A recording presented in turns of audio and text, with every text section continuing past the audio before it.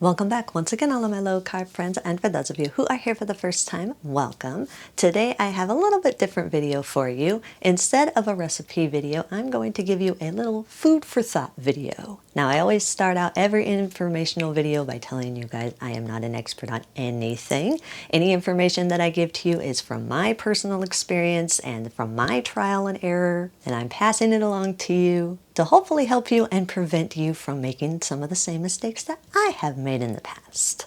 So before we get into anything, if you are new to the channel and you want to see lots of easy, delicious, low-carb keto recipes and get some good informational videos, make sure you click that subscribe button and click the notification bell that's right next to the subscribe button. That way you can be notified every time I put out videos, at least every Wednesday and Saturday.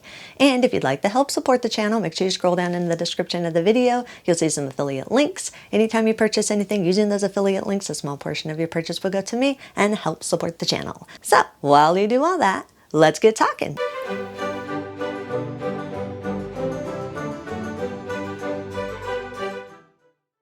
In America, the most popular way to measure out your ingredients when you're baking is through cups and tablespoons and teaspoons. But most professional chefs and pretty much any other country in the world, they use the metric system for baking and they weigh each one of their ingredients. So the question is, does it really make a difference whether or not you weigh your ingredients when you are baking? Now the answer to that is yes and no. Sometimes it does make a difference, sometimes it doesn't. I personally think that you should always weigh your ingredients when you are baking because it's the only way to know that you are getting the exact measurement in the ingredients each and every time you are baking. If you're not weighing your ingredients out, then you really don't know if it's the exact same measurement each and every time. Now, that doesn't mean that just because you don't have a food scale that your baked goods will never turn out. That's not true. Most recipes are pretty forgiving and your ratios don't have to be just perfect. However, coconut flour recipes are not forgiving. Your ratios pretty much have to be right on or your baked good is not going to turn out. The key to coconut flour baked goods is having the right flour to liquid ratio. If the ratio is off just a little tiny bit, you can either have this dense, dry, crumbly baked good or this over moist baked good that never gets cooked all the way through and always has this wet, chewy center. And it's all because your liquid to flour ratio is off. Now I know from experience that it really does make a difference when you're using coconut flour whether or not you weigh your ingredients. When I first started working with coconut flour and a lot of my older videos that are on my channel, I didn't weigh my ingredients. I just used cups and teaspoons and tablespoons. And my baked goods were good. You know, they didn't turn out horrible every time. I had some good success with them, but I also had a lot of failures. And a lot of times when I went back to make the recipe again, a second or third or fourth or fifth time, my recipe would taste different and have a little bit different texture each and every time I made it. Whereas when I started weighing my ingredients, my recipes went from being good to being amazing. And they turned out the same each and every time. When I went to make that same recipe a second or third time, it tasted just as good and just as delicious as the first time I made it. They never had any change in taste or texture, even though I was using the exact same cups, the exact same teaspoons, the exact same tablespoons in those recipes that I didn't weigh my ingredients. Each time I went back and made the recipe, it was still different. Even though I was following the recipe exactly how I had done it before, it still was different. And let me show you why. I have here 3 large measuring cups. Each one of these measuring cups supposedly holds 1 cup of ingredients. But you can tell just by looking at these that these supposed 1 cup measuring cups are different. Some are taller, some are fatter, some are wider, some have a little thicker lip around the edge, some have a little ledge, which means that the volume in each one of these 1 cups is going to be different. How much each one of these supposed 1 cup measuring cups holds inside of it is going to be different because they are shaped differently. They might be pretty close in volume, but they're not going to be exactly the same. And this is why it's so hard to get accurate measurements with cups and teaspoons and tablespoons, because the volume of each 1 cup measuring cup or each 1 tablespoon can vary so much depending on what brand it is, what design they've made, what shape, what ingredient you're putting in there. it's safe to say that not all cups are created equal.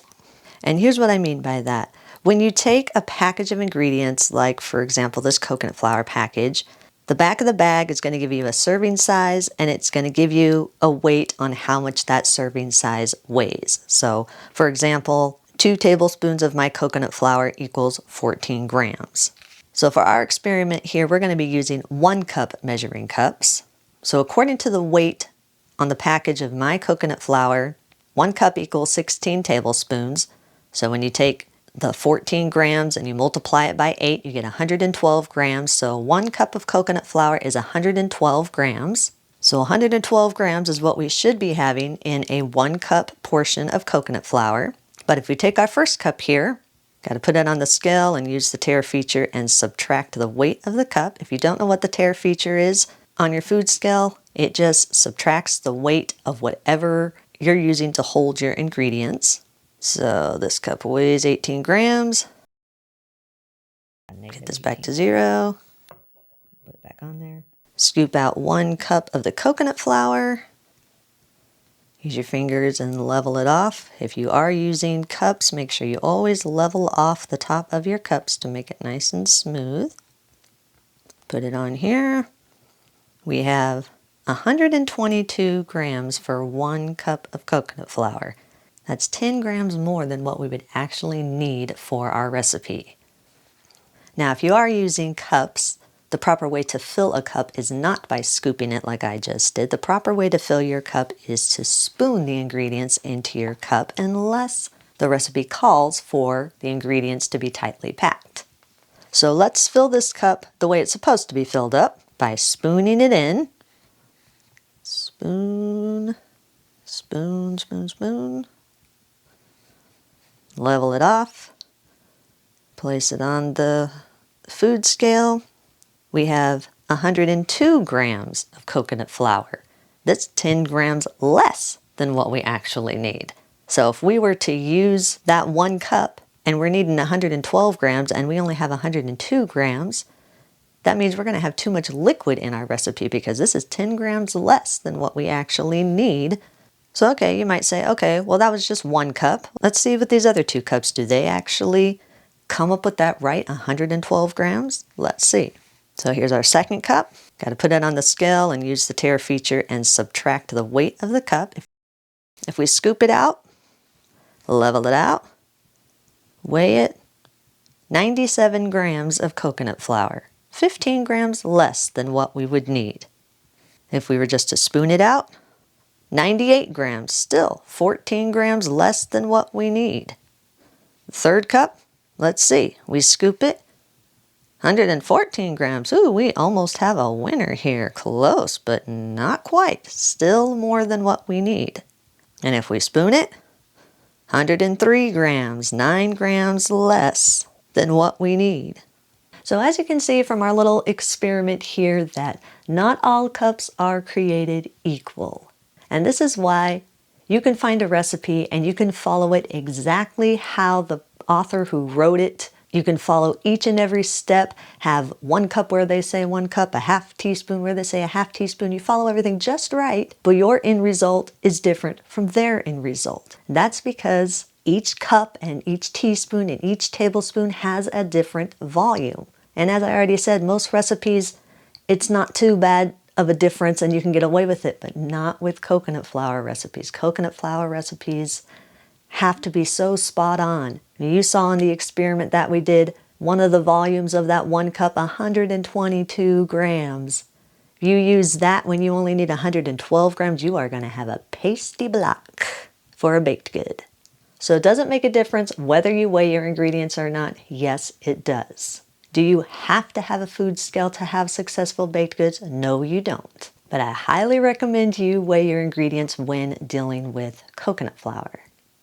So that's our video of the day. I hope it was helpful to you. I hope it gave you some food for thought. And if you're on the fence as to whether you need to buy a food scale or not, I hope this gives you a little bit of information and give you a little bit of guidance and understanding as to why some people weigh their ingredients and why others don't. I wish you good fortune in all of your future baking. And as always, keep cooking.